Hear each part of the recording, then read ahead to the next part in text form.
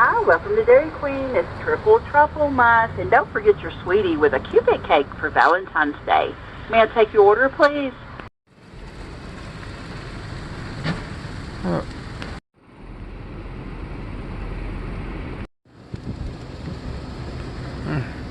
Hey everybody, Chris Lambert here.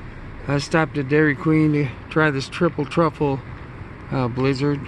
It's supposed to have, I think it's chocolate with some kind of peanut butter cups in it. So let's check it out.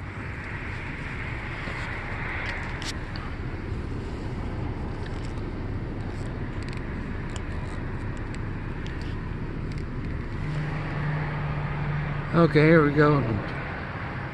Got some peanut butter cups in there, chocolate.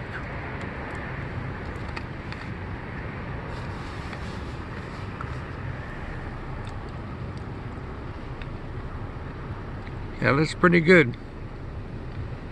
That's the Triple Truffle at Dairy Queen. You might want to check it out. It's for Valentine's Day. Okay, thanks, and check out my next video.